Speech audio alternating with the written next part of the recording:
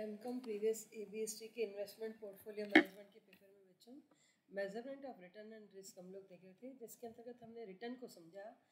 प्रत्यय क्या होता है रिटर्न में, हमने रिटर्न देखा, एक्सपेक्टेड रेट ऑफ रिटर्न देखी, और उसके बाद में हमने जो है स्टैंडर्ड डेविएशन देखा। उसके कुछ क्वेश्चंस हम और भी अभी करेंगे। उसके बाद हम पहले मैंने कहा इस चैप्टर को कंप्लीट किया जाए, तो हम इसकी रिटर्न के बाद हम रिस्क जो है, जोखिम क्या होती है, उसको देख रहे हैं आज हम। जैसा कि हमने रिटर्न देखा था, रिटर्न क्या होता है, दोनों चीज़ें आपस में इंटरकनेक्टेड हैं। हम रिटर्न की कल्पना करते हैं, हम रिटर्न की आशा रखते हैं कि हमें जो है, हमने कहीं पर पैसा लगा, इन्वेस्ट किया, तो हमें उसके बदले में वहाँ से अच्छा रिटर्न मिलना चाहिए।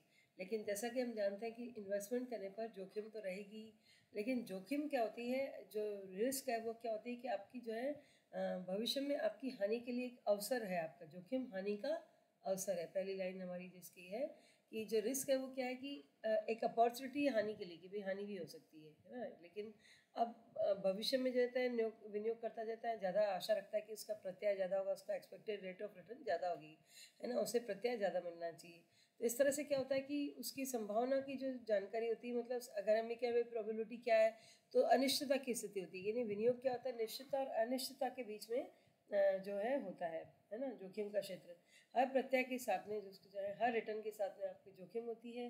और जोखिम का जो एरिया है, डिस्पर्समेंट, अगर हम देखें कि जोखिम कितनी होगी, तो उसका फैलाव जो होता है वो जोखिम को दर्शाता है। एक विनियोग पर प्रत्यय के फैलाव की जितनी अधिक संभावना होगी, है ना, एक इन्वेस्टमेंट की जो रिटर्न है उसमें जितनी ज़्यादा आप सोचेंगे फैलाव होगा, तो जोखिम उतनी ज़्यादा होगी। जैसे इक्विटी शेयर है, उसमें रिस्क ज़्यादा होती है। इक्विटी शेयर होल्डर्स को जो है निम्न प्रकार की जोखिम हो सकती है। इक्विटी शेयर होल्डर्स को जैसे कि उनको क्या होता है कि उनका डिविडेंड नहीं मिले, उनको ये हो सकता है, क्योंकि अगर आपने डिविडेंड डिक्लेयर ही नहीं किया और किया है तो कम किए,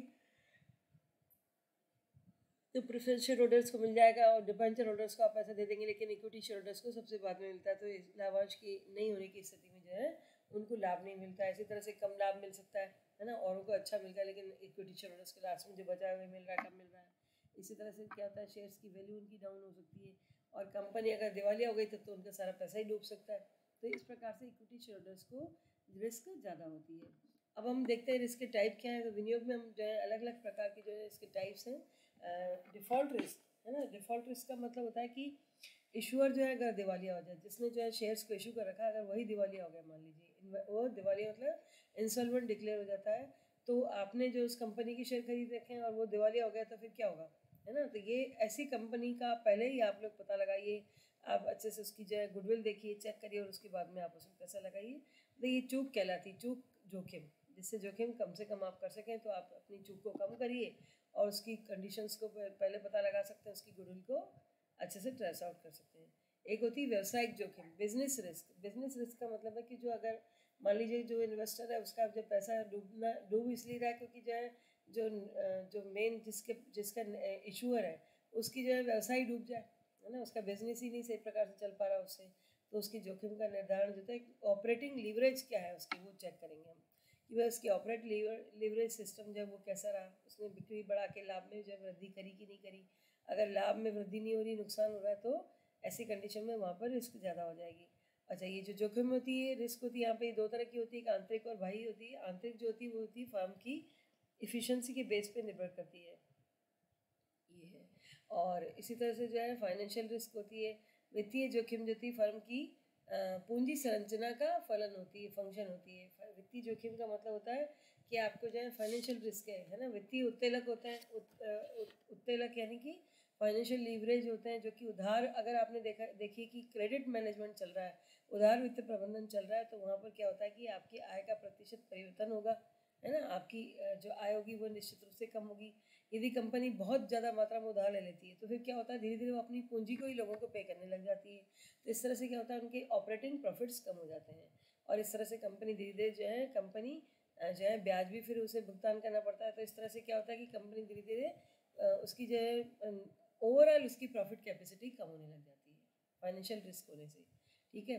इसी तरह से परचेजिंग पावर रिस्क है कि मुद्रा प्रसारण के कारण क्या होता है कि प्रतिभूति की वास्तविक आय कम हो जाती है ना। ये क्या होता है, मनी इन्फ्लेशन। मनी इन्फ्लेशन के कारण क्या होता है कि आपकी जो भी आपने सिक्योरिटी में पैसा लगाया उसकी वैल्यू तो कम हो गई, आपने पैसा लगाया ज़्यादा लेकिन उसकी पैसे की वैल्यू खत्म हो गई, तो जो आपकी क्रय शक्ति जोखिम है वो बढ़ गई, है ना। मुद्रा प्रसार के कारण क्या होता है, मुद्रा का मूल्य घट जाता है, रुपए की क्रय शक्ति घट गई और विनियोग पर जो है रियल रिटर्न घट गया, तो मुद्रा प्रसार का सर्वाधिक प्रभाव निश्चित आय वाले विनियोगों पर पड़ता है। इसके विपरीत परिवर्तनशील आय वाले विनियोगों जैसे अंश लाभांश पर लाभांश की दर बढ़ती जाती है ना। दो तरह के विनियोग होते हैं ना, एक फिक्स रिटर्न वाले होते हैं और एक फाइनेंशियल फ्लेक्सिबल रिटर्न वाले आपके इन्वेस्टमेंट्स होते हैं, जिसमें फ्लेक्सिबल है कि आज आपको जो है 5% रिटर्न मिल रहा है, कल हो सकता है 6% मिल जाए, 7% मिल जाए और कम भी मिल जाए। तो इस तरह से अंश लाभांश पर लाभांश की दर जो है बढ़ती जाती है। जब तक मुद्रा प्रसार की दर से विनियोग के प्रत्याय की दर ज़्यादा नहीं होगी, है ना, तब तक विनियोग आपका लाभप्रद नहीं होगा। मतलब मुद्रा प्रसार जो है, इन्फ्लेशन जो आपका हुआ है, इन्फ्लेशन से आपके जो है रेट ऑफ रिटर्न ज़्यादा होनी चाहिए, है ना, तभी आपका जो है विनियोग लाभप्रद होगा। मुद्रा प्रसार का समायोजन करने के बाद मिलने वाले प्रत्याय को ही रियल रेट ऑफ रिटर्न कहा जाता है। मतलब कि आप एडजस्टमेंट करिए उसका, अगर आप कह रहे हैं कि भाई मनी इन्फ्लेशन हो रहा है, पैसे की वैल्यू गिर रही है, तो उसको एडजस्ट करते हुए जो रेट होगी उसको ही रियल रेट ऑफ रिटर्न कहते हैं। तो इस तरह से अभी और भी तरह की रिस्क है जो कि हम इसमें आगे पढ़ेंगे। तो अभी आज हम लोगों ने कौन कौन सी रिस्क देखी, 4 तरह की रिस्क हमने देख ली। तो चूक जोखिम, है ना, डिफ़ॉल्ट रिस्क, फिर हमने देखा बिजनेस रिस्क, बिजनेस डूब रहा है, फाइनेंशियल रिस्क यानी कि उसकी जो पूंजी संरचना का परिवर्तन हो रहा है, उसकी स्थिर पूंजी और कैपिटल रिस्क उसकी बढ़ रही है पूंजी की, और परचेजिंग पावर कम हो रही है तो परचेजिंग पावर रिस्क हो गई। तो ये 4 तरह की रिस्क आज हमने समझा। धन्यवाद।